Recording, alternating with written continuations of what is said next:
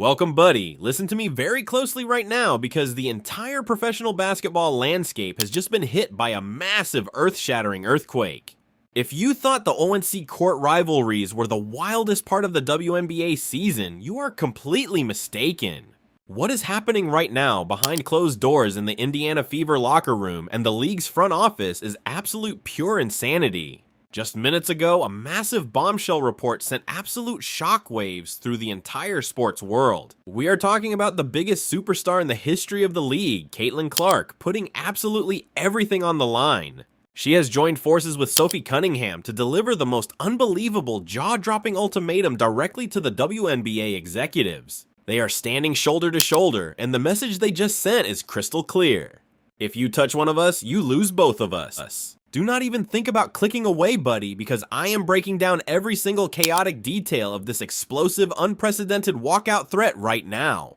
Let's rewind and trace this absolute madness back to where the fire originally started. We all know that the 2026 season has been absolutely completely wild. The intense physicality on the court has reached a boiling point, and Sophie Cunningham has been caught right in the middle of a massive, unavoidable media storm.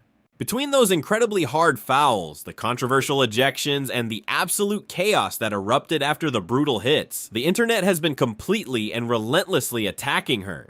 Fans have been aggressively divided, the culture wars have sparked entirely new debates, and the corporate pressure has been heavily mounting on the league to step in and do something about it.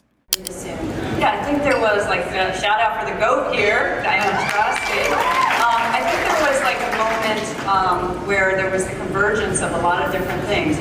People like Kristen Cook looking at investment in women's sports, the quality of our game, scaling our game a little bit. When I came in, I think we had 80 of our 240 games on. She's talking about somebody scaling. Like, listen, man, I know about scaling a business. Nobody scaled your business more than Caitlin Clark. What the fuck are you talking about? National platforms now. This year we'll have over 220. So if you build it, they will come. So I think it was just the confluence of all that, but really this investment by our corporate partners, investment of everybody now, like women's sports, a sub-asset class. Everybody's looking at it from an investment perspective, and then just having the incredible play on the court and having the popularity of the game at the NCAA level globally now. I think we used to be 8% players outside the U.S. Now we're 30%-ish. So just kind of the confluence of all that will come together. I love that you said. This lady has lost her rabbit-ass mind. You listed behind closed doors in the very secretive front offices. Whispers started heavily circulating that the Indiana Fever executives were getting incredibly uncomfortable with this endless, suffocating media circus surrounding Cunningham.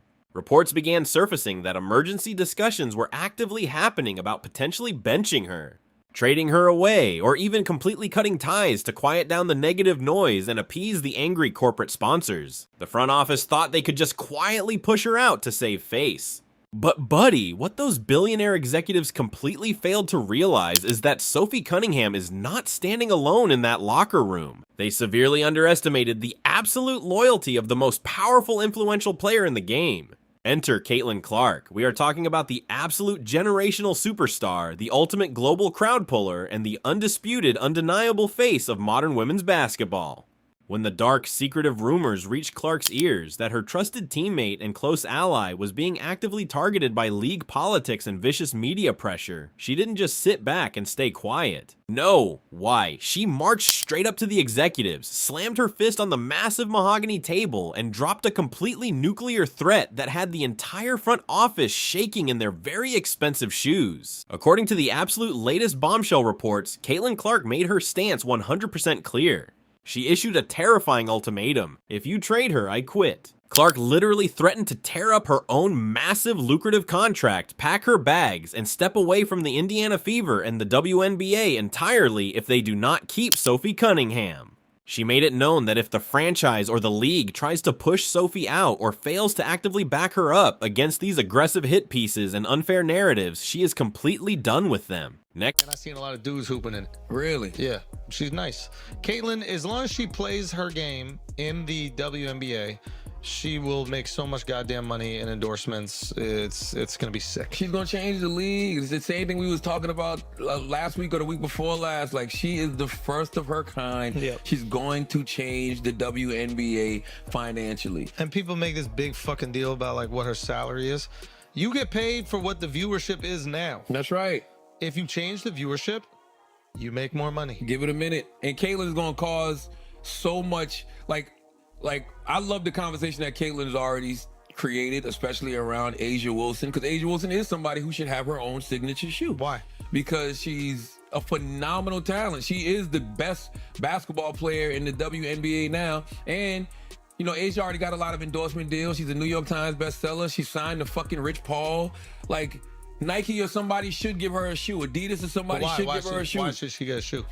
Because the best players in their sports get shoes, especially in basketball. You know, and she's proven she can move product. I think that's the other thing people fail to realize. Like, Nike knows I can give Caitlin Clark this $20 million and there's gonna be an ROI. She puts butts in seats. She clearly, you know, is box office. Does Asia do that? Yes. The reason why I say why is like I'm not compelled to watch Asia play. I don't know if other people are. I don't know. I am. But I'm biased because I'm from South Carolina. Obviously, South Carolina. Asia might be the most transformative player in the WNBA history. I just personally am unaware of it. Oh, no, she's a beast.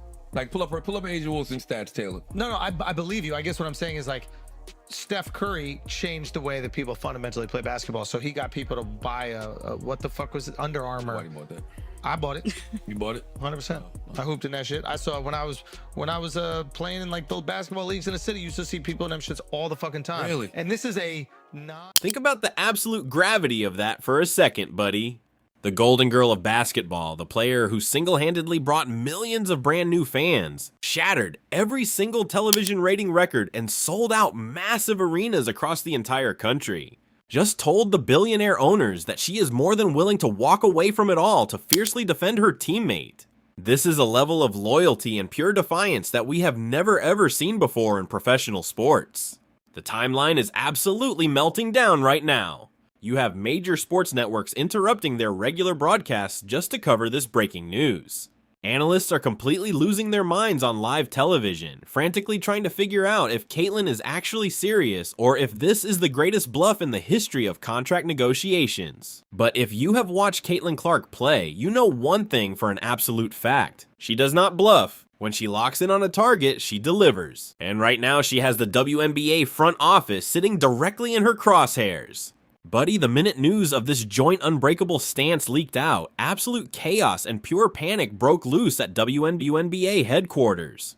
The league commissioner, the wealthy team owners, and the panic-stricken league officials are reportedly scrambling, running around like headless chickens in emergency boardroom meetings. Why? Because they know the terrifying, undeniable reality. Without Caitlin Clark, the modern WNBA economic boom completely collapses overnight. If Clark and Cunningham actually follow through on this massive walkout threat, the financial destruction would be absolutely catastrophic. We are talking about massive multi-year sponsorship deals with global brands worth hundreds of millions of dollars suddenly being put on the line. The massive TV networks who paid an absolute fortune for broadcast rights are completely panicking. Ticket sales, jersey sales, and the entire momentum of the league are suddenly hanging by a very, very thin thread. ESPN, over 1 million views on ESPN's post, 38,000 likes, 1K. Reports of her demise were greatly exaggerated, dropping 45-10 with a game winner cold as... You're damn right. You're damn right. Yeah, national media, they're going to twist it and turn it. Oh, but she had a turn. Yeah, kiss my behind. Single best thing to ever happen to women's sports, and it's not close. The face of the league on a minutes restriction. Folks, absolutely disgusting what Caitlin Clark did last night. Fever record shop just keeps swinging away. Just keeps swinging away. The face of the league, yeah, this is Robert Griffin comes right out. Caitlin Clark is the face of the league. She just had 45-10 with 4 steals, 2 blocks. Shot 11 for 18, 6 and 10 from three-point range in 29 minutes with a plus 16. It was exciting. Clark is undoubtedly the most popular player in the WNBA, a record-breaking great player on and off the court. There is no denying that. Absolutely no denying that. We have Dave Portnoy chiming back in. Caitlyn the Great with 45, 10, 6 and 10 from 3. The game of the year. She's box office. She is the league. She is the moment. They hate her because they ain't her. Bow down to her. Oh, gosh. Bow down to her. Who is she tell? Kareem Abdul-Jabbar. Damn, bow down, Kareem. Bow down, Kathy Engelbert. She is the queen of the WNBA. If you disagree, you have no brains. Wow. He's not lying. He's not lying. If you disagree, you have no brain. He's not lying. He's not lying. They hate us because they ain't us. Hate her or love her, you watch, and that's all you could do. Serious. Her haters must have been miserable. You even got Brandon Tierney, New York Sports Media chiming in. Folks, the haters last night must have been miserable, stewing in their own, in their own feces, because they're just shitting themselves watching Caitlin Clark go off. Steaming, sweating, wiping sweat off their forehead every 2 seconds. Oh man, I hope she doesn't get 30 points. I hope we don't see 30 and 10. I hope we don't see 35 and 10. I hope we don't see 40 and 10. Oh, no, there's no way she gets 45 and 10, right? Oh, well, there's no way she hits the game winner, right? There's no way she hits the game winner. Caitlin Clark told you to go shove it last night, and I love it. There's no way she sits tonight, right, folks? There's no way she sits. Hopefully the venue is open. Hopefully she plays. Folks, a performance like last night forces their hand. They won't admit it, but a performance like last night forces them to play her tonight. It has to. She took the decision out of their hands and said, nope, I am steering the narrative now. Let me know your thoughts in the comment section below. Like the video, hype the video. The league is finally waking up and realizing that the players hold every single piece of leverage right now. This is no longer just some standard locker room drama or a simple everyday contract dispute. This has rapidly escalated into a full-scale, unstoppable player revolution against the establishment. The WNBA front office thought they could quietly control the narrative, but Caitlin Clark just flipped the entire chessboard upside down and held the entire league hostage. They are absolutely sweating bullets. They are trapped in a corner and they have absolutely no idea how to fix this massive public relations nightmare without completely surrendering to Clark's demands. While the stressed out executives are desperately trying to put out this raging fire in their emergency meetings, Clark and Cunningham are proving to the entire world that their unbreakable bond is stronger than any corporate agenda. They are not backing down a single inch. They are not issuing any fake PR written apologies. They are standing tall, looking the league directly in the eye and making it completely known that the players are the ones who truly run this show. This is hands down the most dangerous high-stakes standoff in professional sports history. Caitlin Clark has drawn a massive line in the sand, and the ball is completely in the WNBA's court. Will the league fold and guarantee Sophie Cunningham's spot on the roster, or will they foolishly call Clark's bluff and risk destroying the entire league? The situation is absolute pure madness.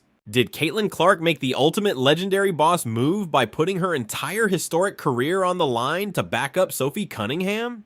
Or has this explosive standoff gone completely out of control? I need to hear your exact thoughts right now. Drop a massive comment down below with your absolute hottest takes. Smash that like button if you support Clark and Cunningham taking a fierce stand against the front office. And do not forget to subscribe for the most explosive, realistic sports updates anywhere on the platform.